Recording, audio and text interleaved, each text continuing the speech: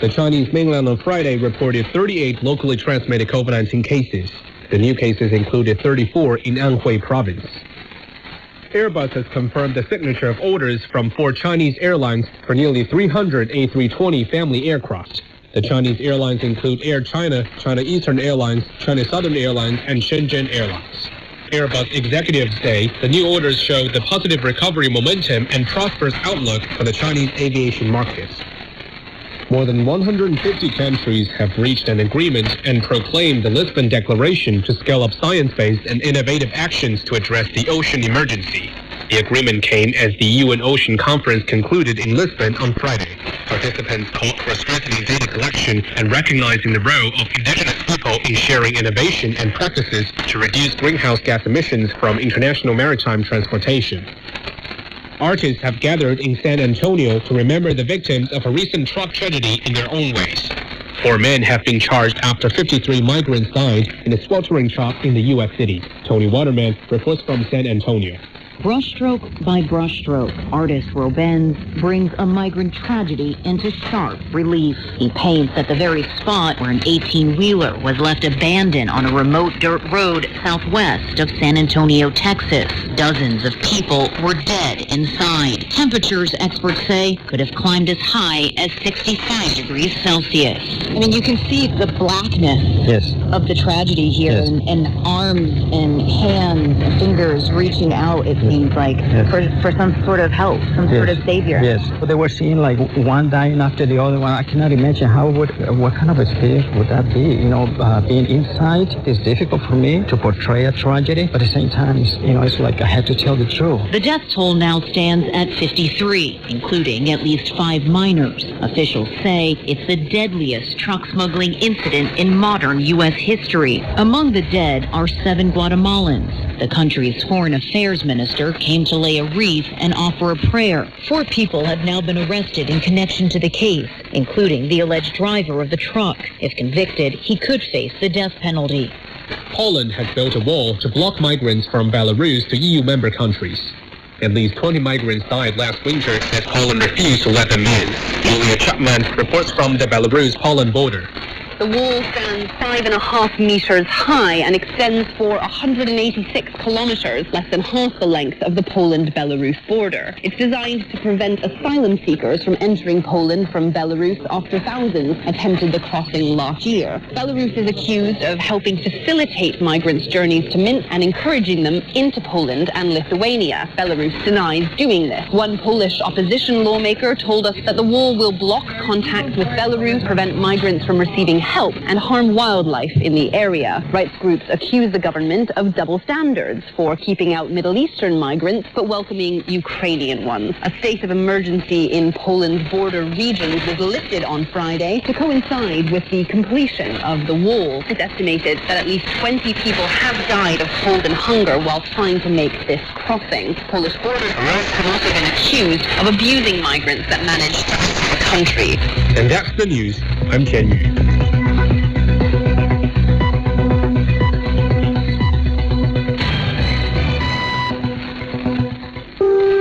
Heat is in proportion to the want of true knowledge. This is the heat. Chinese President Xi Jinping lauds Hong Kong's rise as he celebrates 25 years since the region's return to the motherland. Hello, I'm Arnold Neidemann. This is the heat. Chinese President Xi Jinping reaffirmed one country, 2 systems as a successful practice in Hong Kong as the region marks its return to China. Hong Kong had been a British colony since 1841 before the handover to China in 1997. CGTN's Huang Fei has more in this report. President Xi Jinping congratulated Hong Kong's new Chief Executive John Lee and his cabinet during Friday's ceremony. He said the one country, 2 systems policy will ensure the region's long-term prosperity and stability. President Xi reaffirmed the importance of the national security law and changes to the region's electoral reform in serving Hong Kong's interests. The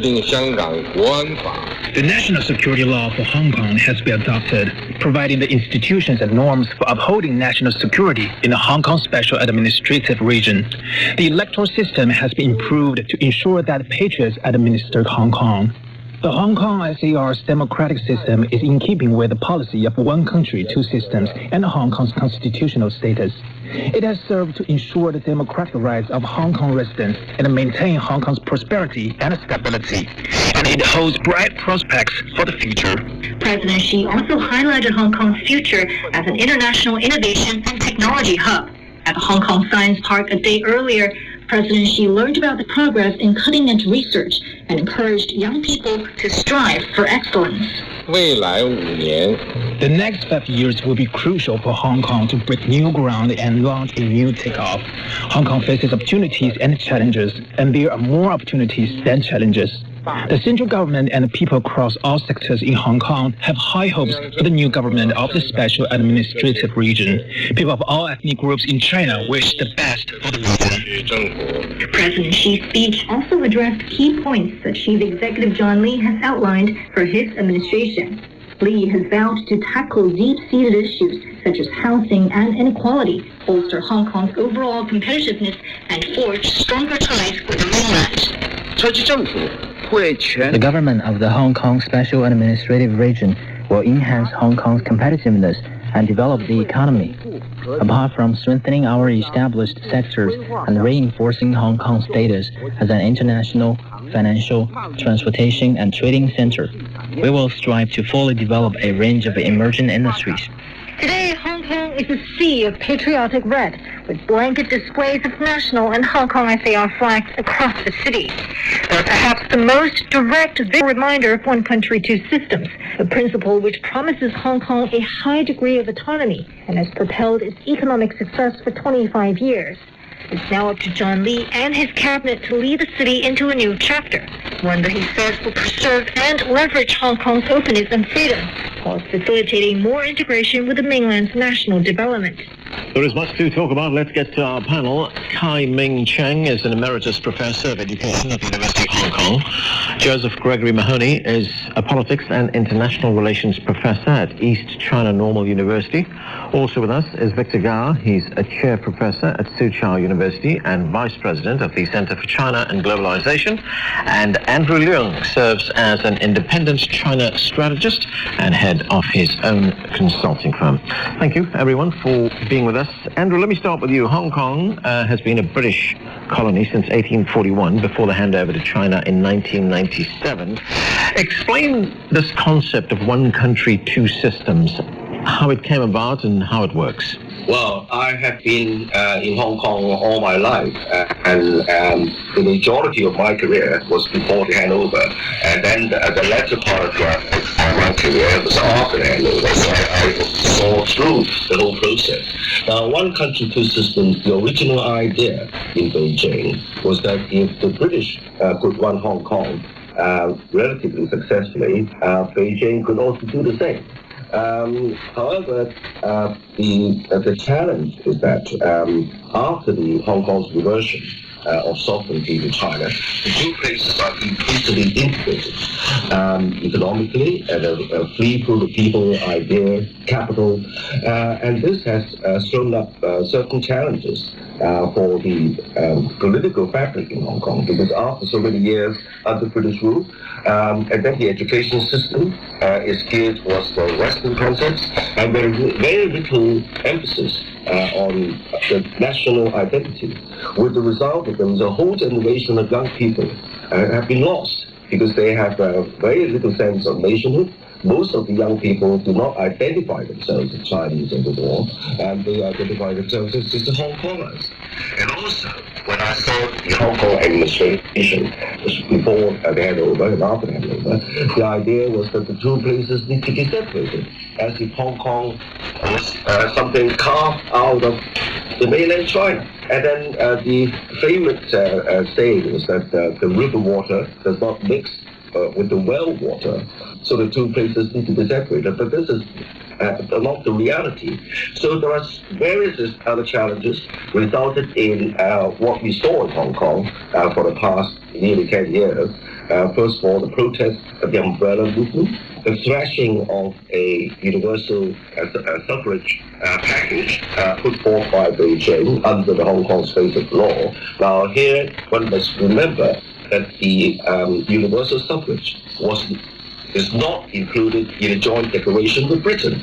It was included in Hong Kong's constitution at the initiative of Beijing. Right. But then the criteria, the condition is that the candidate must be pre-screened, because the chief executive in Hong Kong must work with Beijing and has the confidence of Beijing, but that's not accepted by the Democrats. So you can see that there are all sorts of problems coming to the fore, apart from housing, lack of mobility for the young people. The economy is one-sided, geared towards the property sector and the financial sector. So there are all sorts of problems, and the midway of the one country, two systems is a good way to steer the course of Hong Kong towards the right path. Joseph Gregory Mahoney, President Xi, of course, paid a visit to Hong Kong, and during that visit he talked about the success of the one country, two systems policy. Let's listen to some of what he had to say.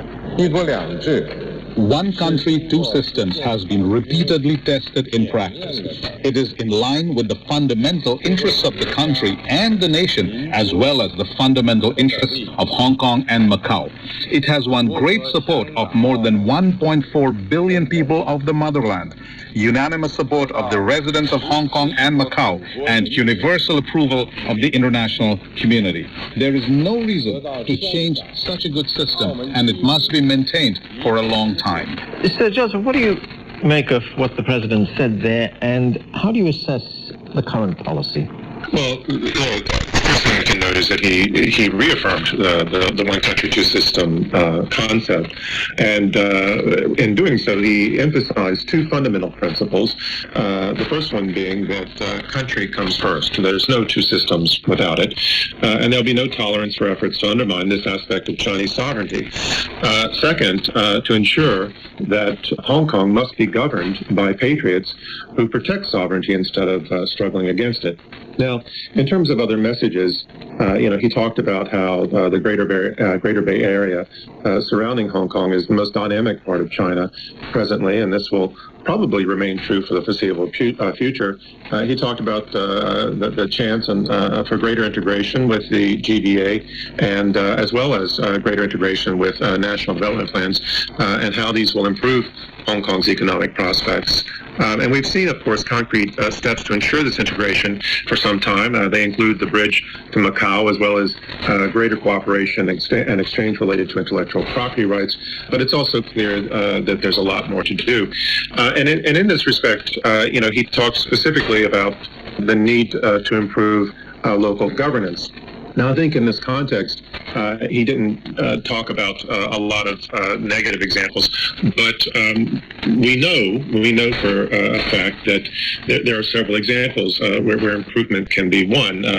First, although local government ultimately bore the heavy burden of restoring order from chaos and should be commended for this, better local governance might have prevented some of those problems in the first place, or at least calmed them before they reached a fevered pitch. Second, while Hong Kong's COVID controls were not as bad as those seen in some Western countries, they were uneven and broke down at one point, and there are lessons to be learned for future outbreaks. Third, while efforts to develop Hong Kong as an innovation center have borne some fruit, the associated employment gains to date have been relatively modest, and these efforts need to be reinvigorated. And fourth, I think one of the most important aspects that he mentioned was that Xi Jinping mentioned was that young people in Hong Kong, many of whom took a vocal position in some of the protests, they need more support with education, employment, and housing, given the tremendous challenges they faced, including the danger of being a left-behind generation. Right. Kai Ming-Cheng, President Xi said Hong Kong has been reborn since he last visited 5 years ago and has helped connect the motherland to the world. He calls Hong Kong irreplaceable when it comes to China's economic development. Where do you see Hong Kong's greatest contributions?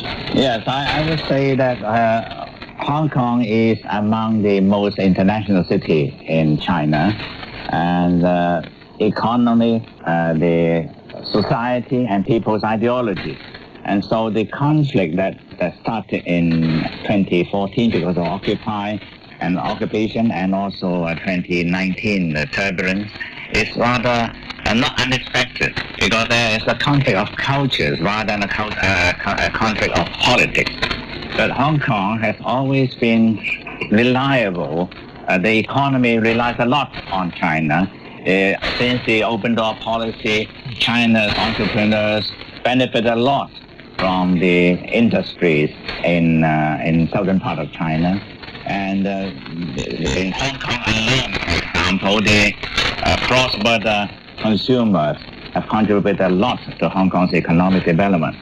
However, we can see that there is a general trend in the world that young people are unsatisfied with their surroundings, their environments, and they also, there's a new post-materialistic generation that they care more about the material surroundings and the material benefits.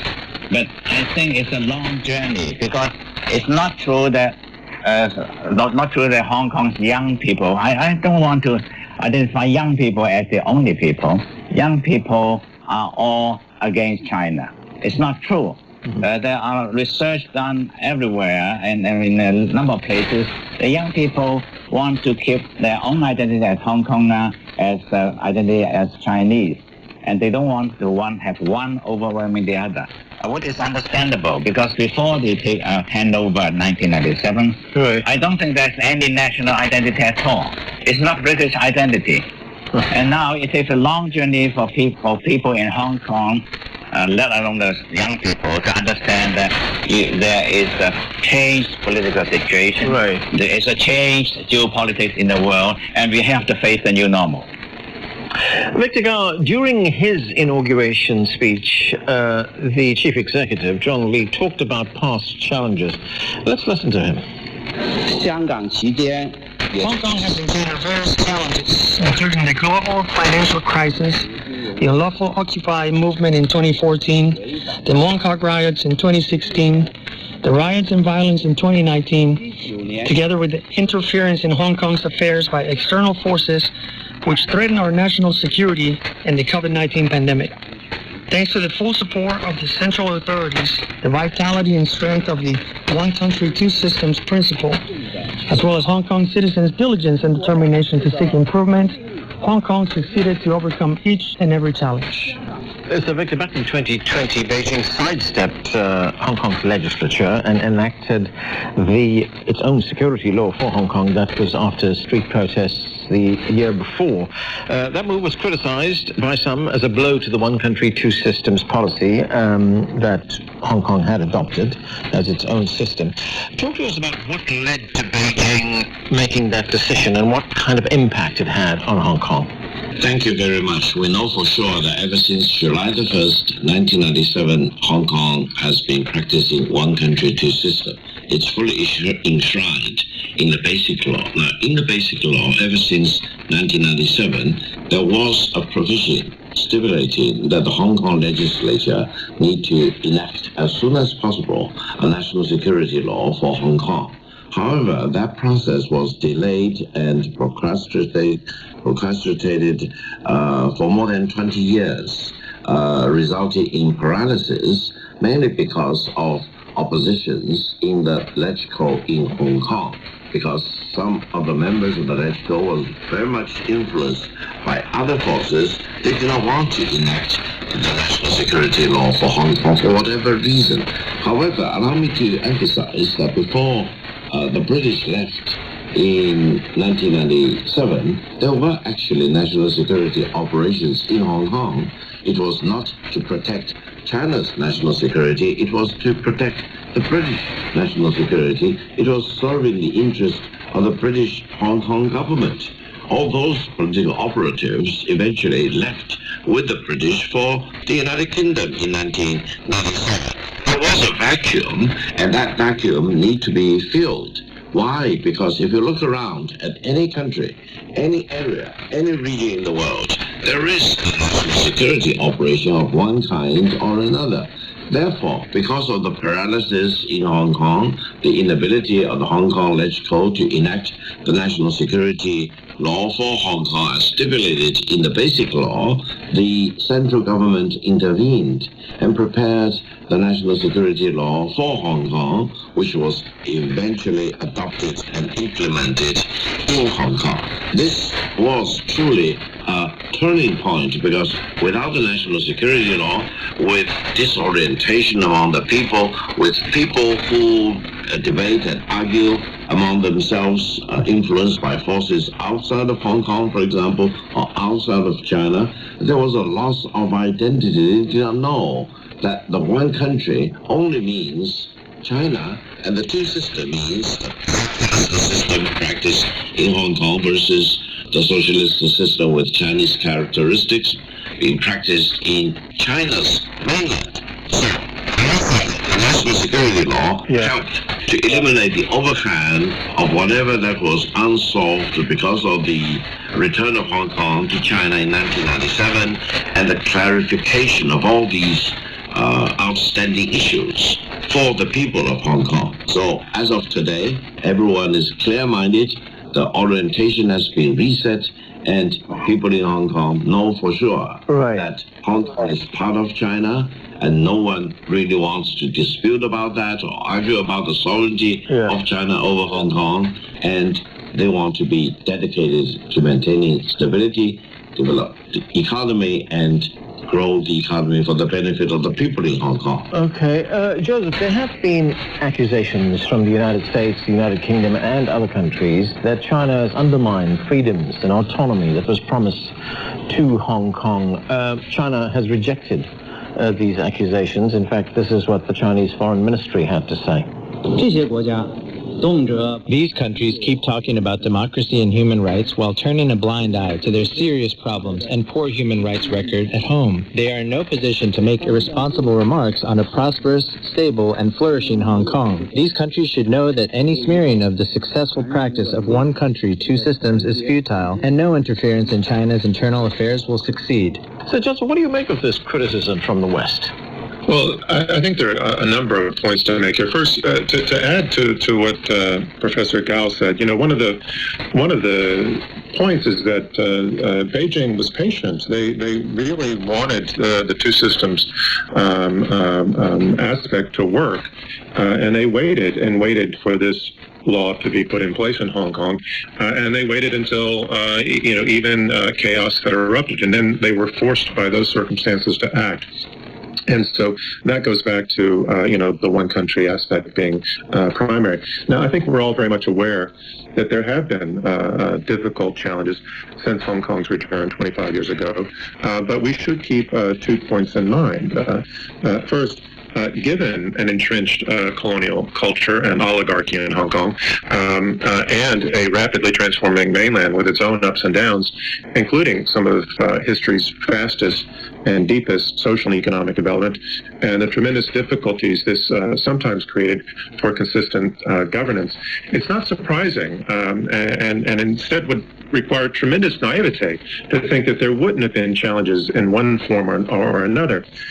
Second, however, when we put the challenges that Hong Kong faced in perspective with other historical difficulties that occurred globally during the same period, including, for example, 9/11, the war on terror, the global financial crisis in 2008, Brexit, climate change, the Trump experience, the pandemic, the war in Ukraine, to name just a few, then it should be clear that the difficulties faced in Hong Kong, even when they were aggravated by external factors, had been relatively mild in comparison. Now, this isn't to make light of them, but if we compare them just with the problems faced in the U.S., including more than 1 million deaths from COVID, spiraling racism, political polarization, and an attempted coup, along with surging suicides, overdoses, and gun-related deaths, then it's easier to see the bright side of the past 25 years since Hong Kong's return. Andrew, John Lee has talked about some of his priorities, including international competitiveness, also talked about the housing shortage in Hong Kong. What do you see as the major challenges for the new chief executive? one of the perceived failings implied in President Xi's speech is the ability of local administration to effectively govern. And that means delivering results rather than mere policy. And the problem has been that there are so many bureaus and so many departments. They're all working with their own agenda.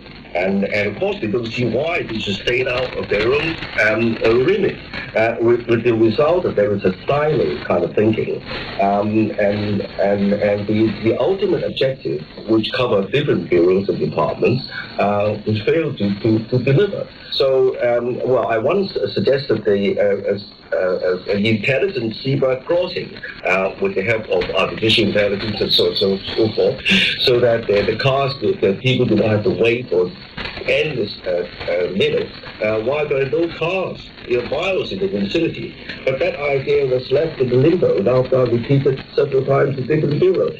Now, I think that this is one challenge. The other thing, I think the President Xi has repeatedly said that China is now facing unprecedented challenges and opportunities not seen in 100 years. And if you look back in 2014, President Xi referred to the three traps China is facing. The first one is called the tacitus trap, TACITUS, which means that anything the Chinese Communist Party does is viewed negatively by the entire world. The second trap is the Thucydides trap. We know what it is, the great power of bribery. Third trap is the middle income trap. And then for Hong Kong, it's got to be alive to the challenges that China is facing. And at the same time, China has unprecedented opportunities. So I think that that's very important. Now, as far as Hong Kong is concerned, there are two key misunderstandings. First of all, the rule of law. Hong Kong's rule of law is based on common law dating back from 50 years. And this is still very much alive and kicking. And indeed, in the final court of appeal, the highest court, there are even 10 foreign judges sitting in Hong Kong's highest court. Right. Some have left, but not all. Secondly, democracy. Now, as I said, the universal suffrage was not in the joint declaration, but it's inserted in the basic law. But the precondition is that the candidates that be seen. Now, that's not the kind of democracy practiced anywhere in the world, not in the United States, not in the United Kingdom, but hence this misunderstanding. You can't change the system in China. You can't change the system in Hong Kong. Okay, Victor Gall, very quickly, I've only got about 20 seconds. You know, China has emphasized that in recent years, it's been telling us that its goal is to open up to the rest of the world. What kind of a role do you think Hong Kong will be playing in this policy? Well, as a matter of fact, Hong Kong has played a very important role of connectivity and as a bridge between China proper versus the rest of the world. Ever since 1949, especially ever since China started to reform and open into the outside world in 1978, and then ever since 1997. I think, given Hong Kong's very extraordinary and unique advantages and strengths, Hong Kong will continue to serve that important role, even though relative importance of Hong Kong relative to other major cities in China has been declining. It gives Hong Kong more reason to scramble up and really waste no time and hurry up and catch up with the changing circumstances and give full play to its advantages for Hong Kong itself as well as for the rest of China going forward in the next 25 years. Thank you so much. We are going to have to leave it there. We've run out of time. Thanks to all of you for being with us. That's it for this edition of The Heat. I'm Anand Naidu in Washington, D.C. Would you like to receive the latest news updates about China and the rest of the globe? Tune in to the Beijing Hour every weekday for the latest in politics, business, sports, and entertainment from a Chinese perspective.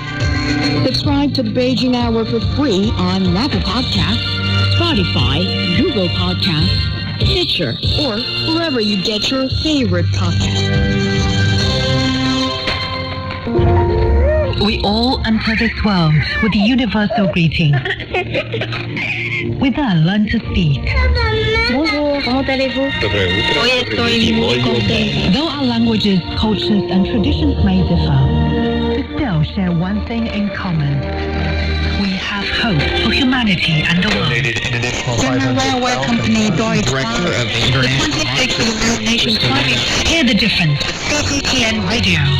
Join a global network to connect with the world. CGTN Radio. Hear the difference. They're learning Chinese, the most difficult thing.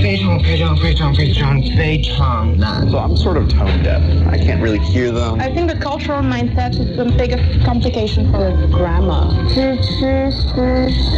Takeaway Chinese, where you can take some Chinese away and experience progress day by day.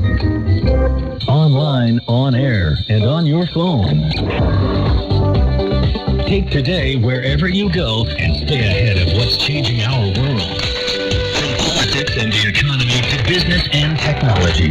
Today covers regional and international issues that affect China and the world. Keep up to date with Today.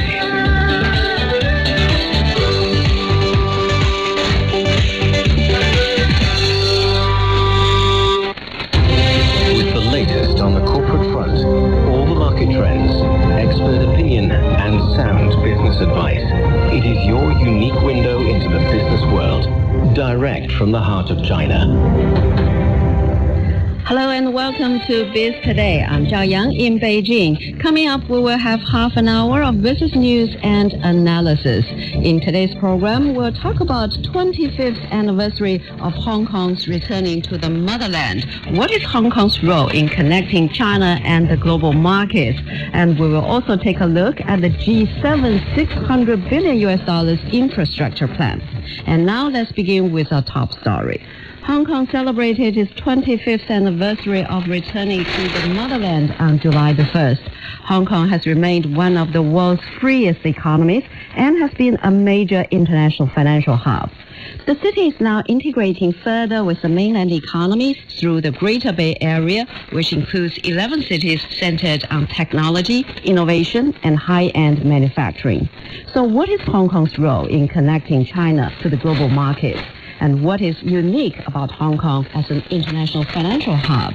For more on this, join us on the line now are Dr. Wang Dan, Chief Economist, Hang Seng Bank China, and also Yao Shujie, Chang Kang Professor of Economics at Chongqing University. So let's start with the pillar industry of Hong Kong, its financial service industry. So Shujie, if we take a look back in 1997, that only contributed around 10% to the city's GDP. And in 2020, for the latest numbers available, the financial service industry contributed around 23% to the city's GDP. So we know that Hong Kong is a major international financial center, but what sets Hong Kong apart from other international financial centers? And what's unique about Hong Kong?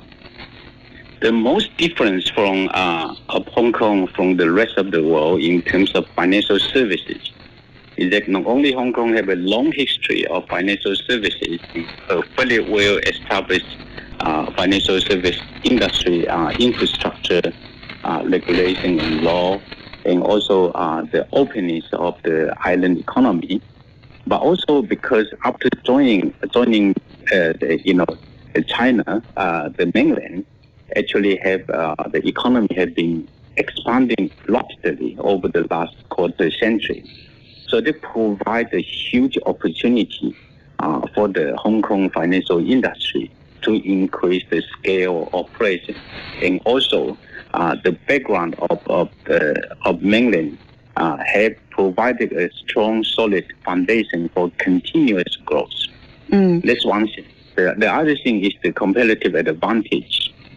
Mainland is more focused on manufacturing, and the financial service industry, particularly in the early stage of the development, is lagging behind Hong Kong. So the Hong Kong take advantage of this opportunity to exploit the competitive advantage of providing financial services not only to the rest of the world, but also for the expanding mainland economy. So then when we talk about the financial industry, actually you are working with the Hang Seng Bank. So talk about, more about the bond market. Is bond market very important, but maybe a little bit less under the spotlight compared to the equity markets in Hong Kong? So how would you evaluate the overall development of Hong Kong's bond market and the capacity of the city to arrange the issuance of these bonds? Well, in fact, for anyone working in the banking industry, the bond market in Hong Kong and equity market in Hong Kong, particularly the stock exchange, are equally important, especially when it comes to the mainland companies issuing overseas debt in dollars or in euros. They would usually use Hong Kong as a base. Hong Kong's proximity to mainland and its understanding of how the Chinese economy works helps the mainland firms to successfully raise funds in the international market. And this role has been strengthened in the past 20 years. And then, so in terms of the structural drivers that will further develop Hong Kong's bond market, one is the Bond Connect, and that is for sure the number one. But what I also find quite interesting, Hong Kong is really accelerating the status as a regional green finance hub. So how do you view these two structural drivers propelling the city's bond market forward?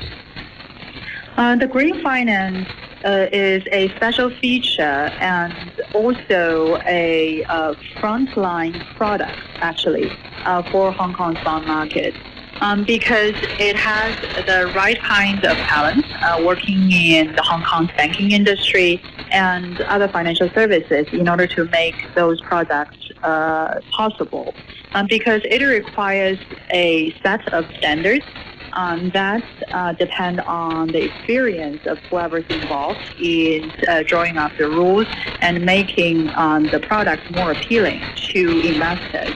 And so far, the green finance industry is still small, but it's increasing quite rapidly. Many of the mainland firms also try to issue their first green bonds in Hong Kong in order to gain more attention from the foreign investors. And Hong Kong's IPO market, the top IPO market for 7 out of the last 13 years, and it has got a very strong pipeline of companies waiting to be listed in Hong Kong. So then how do you explain the main reasons of that? Well, Hong Kong's stock market has evolved tremendously in the past 15 years. And the one main driver was because of the fast development of the high-tech industry in mainland. Many of the firms would choose to get listed overseas. U.S. and Hong Kong are their top 2 destinations. And in the recent 5 years, Hong Kong has risen to be their top choices. And it sort of gives this kind of cluster effect for Hong Kong as a place for tech IPOs. And we have seen some of the reforms in, for example, the dual listing and some other measures to facilitate mainland listing, targeting the tech industry. And that would gain Hong Kong more edge in the future to attract more tech firms. So, Shu Jie, we talk about, the bond market, the equity market in Hong Kong. But Hong Kong as the largest offshore RMB hub, what does that mean in terms of the more innovative RMB products going forward? The RMB product, I think there are many ways of exploiting the role of RMB offshore. First of all, is the international trade settlement, bilateral settlement in particular. And secondly, I think renminbi can be used as a main currency for issuing the bond that we have just discussed. I think that the scale initially was very small, but nowadays, as the renminbi stability is very clear, the dollar renminbi exchange rate has been very stable for many years. So international investors have gained confidence, not only in the Chinese currency, but also in the currency-related bonds and equity stock. So investors are now looking into China and Hong Kong in financial services and also the equity market, bond market as well. It's still a very important gateway, and this is the main reason for the resilience of the Hong Kong financial market through the external challenges and also competition. And besides the international financial center, Hong Kong is also a key international trade hub as well. So if we take a look at the imports, exports, wholesale trade, retail trade, so we add all that together, that contributes to around 18% of Hong Kong's GDP. So then how do you see the role of Hong Kong in the wider Greater Bay Area in terms of promoting the regional trade and logistics efficiencies? Well, at the peak, actually, those figures that you mentioned used to contribute about 60% of Hong Kong's GDP because it was used as a transfer stop for China's trade, targeting the European and American market. And now Hong Kong's role as a financial hub is more important than its role as a transfer stop for trade. And we can see how finance dominates almost every line of business. In Hong Kong's own regional plan for 2022 to 2026, most of the policies are centering around the integration with the Greater Bay Area and developing its high-tech industries by providing talent, legal services, insurance, and other financial type of services. And it's quite significant because that means the policies will be supporting those efforts and more funding will be allocated to frontline investments. And so, Shu Jie, we talk about the Greater Bay Area. It's officially called the Guangdong, Hong Kong, Macau Greater Bay Area, or GBA. And there is going to be a lot of synergies in the GBA. These 11 cities alone has a population that is greater than Germany. So what do you think are the synergies we see in the GBA that is going to be massive opportunities for Hong Kong? And what is Hong Kong's role in it? The integration of Hong Kong into the Great Bay Area will continue to strengthen the position of Hong Kong as the financial hub and also the service hub, as we just mentioned. And I think the legal services and other infrastructure in Hong Kong is also comparatively far more advanced compared to the counterparts on the mainland. And the 9 cities that we mentioned in Guangdong, they are the most dynamic and prosperous cities, not only in Guangdong, but also for the whole mainland as well.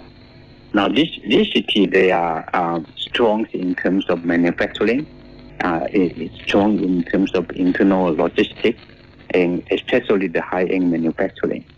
This city, combined with Hong Kong, they will export the so-called industrial chain, right, from manufacturing, raw material supply to import and export, as well as after-sales services and financial services as well.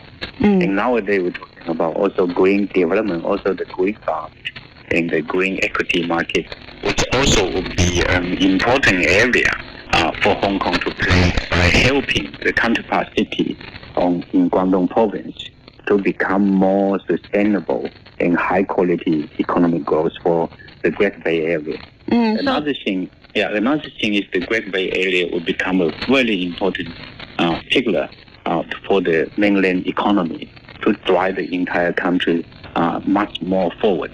So this is why Hong Kong is particularly important, not only now but also in the future. So Dan, what do you think is Hong Kong's role in this GBA?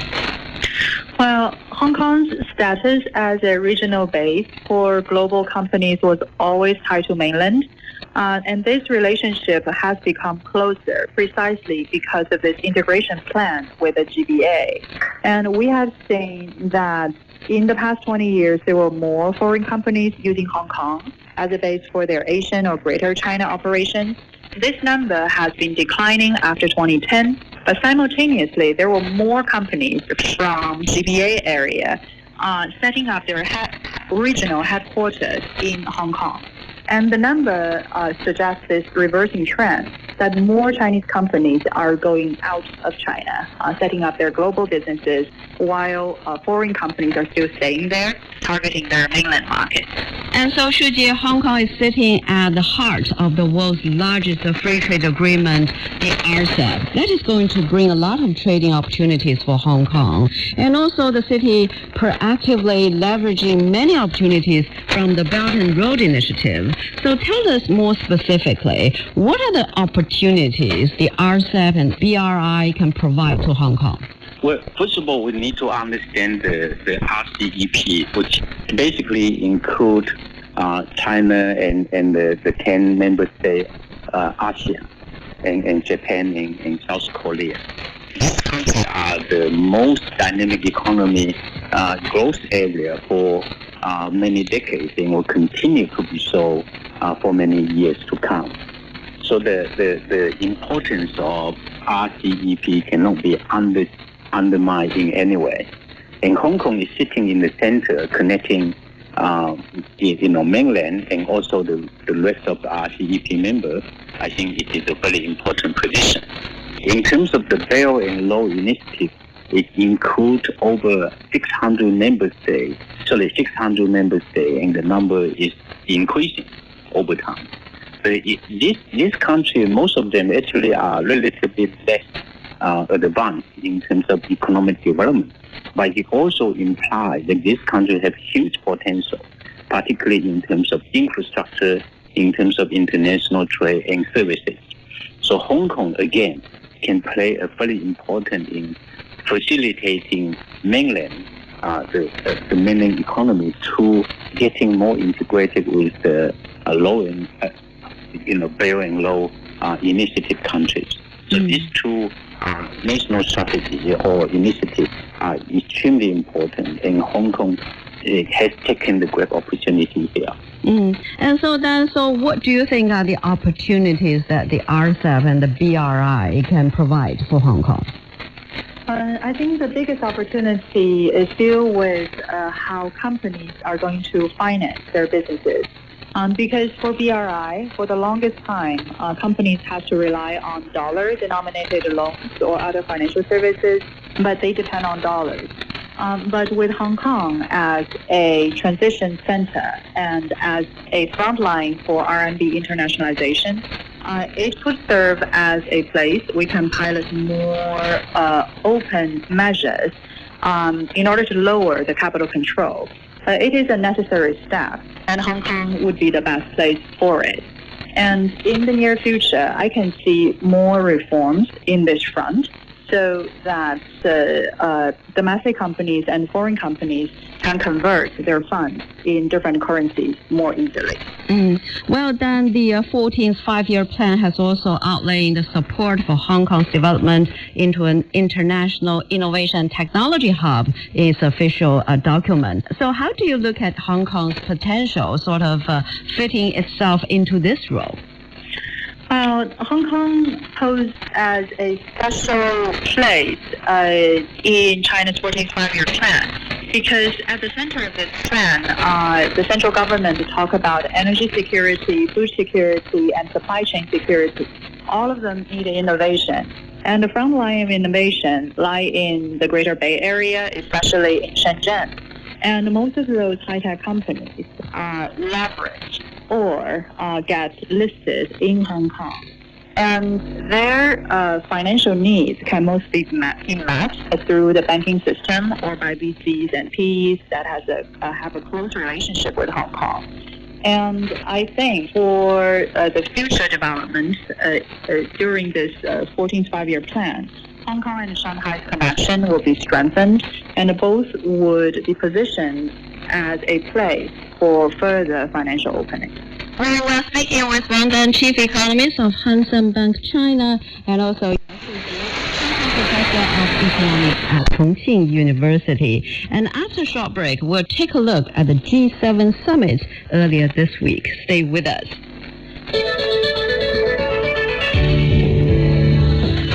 Hello, this is Michael Dong. Greetings from Los Angeles of the Golden State of California. Thank you today for making me part of your team. I truly enjoyed the debates we had and look forward to many more in the years to come.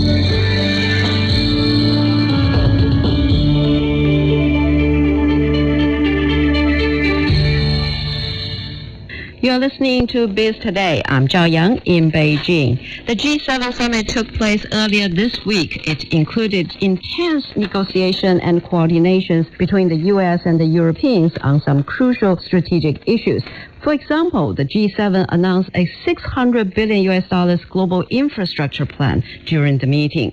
And Chinese Foreign Ministry spokesperson Zhao Lijian said China welcomes all the initiatives to promote the global development. He added that China does not believe in replacing other road initiative are implemented by 2030, it is expected to generate about $1.6 trillion in annual revenue for the world, accounting for 1.3% of the global GDP. And in the meantime, G7 leaders also discussed new sanctions on Russia's economy and military production. The U.S. Treasury Department said the U.S., along with the U.K., Canada, and Japan, will ban imports of Russian gold. So, Shu Jie, first of all, what do you think are the impacts? Will this just symbolic? It could be both. I think it appeared to me it's quite symbolic because the U.S.-led sanctions with the Western allies against Russia has actually generated minimum impact on the Russian economy in terms of the Russian currency as well as the oil market. But the further sanction, I think, is necessarily political propaganda agenda for the is still continuing. So the G7 have to say something about it, and they have to take some further action to see whether they can cause some further infliction or damage to the Russian economy. And one of these issues of exporting, banning the import of gold from Russia is one of the ways. And also, capping the price of oil and so. But whether it will have any meaningful impact, I think it will take a couple of months to see whether it can, first of all, increase the price of gold in the significant extent. But my personal attitude is probably no. And so then the G7 vows to put a price cap on Russian oil and gas. So how could it be implemented? Because many analysts say they are skeptical that a price cap could be even practical, since the oil and gas, global commodities and prices will go up and down based on the demand-supply relation. So what do you think? I think a price cap could work well with gas, but really not much on oil. Because oil trade are quite fungible, and that means it can easily go through a third country. Now, if you look at the changing trend in the global oil market, every country, on average, are importing more from the Middle East, but less from Russia. But Russian oil are still getting to the countries that do not pose sanctions on it. So if there's a price cap, that only means that Russia probably would only provide a little to Europe and the U.S., but then provide the rest of the world with a price at the market equilibrium. For gas, it's a different story, since it really depends on where the gas pipeline is. And for Russia's main customer, which are the European countries, if they put a price cap, Russia probably just have to go with it, since they can't really export those gas to anywhere else. So, Shu Jie, what do you think about this price cap on Russian oil and gas? Well, this is unprecedented in the commodity history. I mean, by capping the major exporters' price, oil and gas, which can actually influence the international pricing, I think the distortion is obvious. And as Sam just mentioned, I mean, oil can be subjected to different countries. If the U.S. and the European, the G7, they cap the price, they can go to elsewhere. And in terms of the gas cap price, I think the European countries have already suffered from the rising prices. And if they continue to punish or sanction the Russian gas supply, I think they're going to have some sort of mutual damage rather than just mutual benefit. So again, this policy, it will take some time to see whether it can work. And personally, I still have very strong doubt. Shijie, so what do you think about the Russian-Ukraine conflict's impact on the global energy and food market so far? Actually, the cost of energy has increased a lot, but will it go even higher? Well, whether it will go even higher or not, again, it depends on the time. But the prices in Western Europe have, for the household, have already doubled, and in some countries already tripled. The damage is already there for the consumers, and also for the country under concern. And if the conflict continue, I think there is more risk and uncertainty, and there's possibility that the prices will continue to go.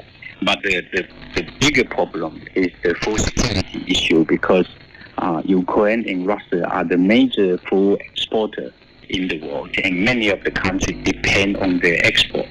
So this is a far more humanitarian issue than the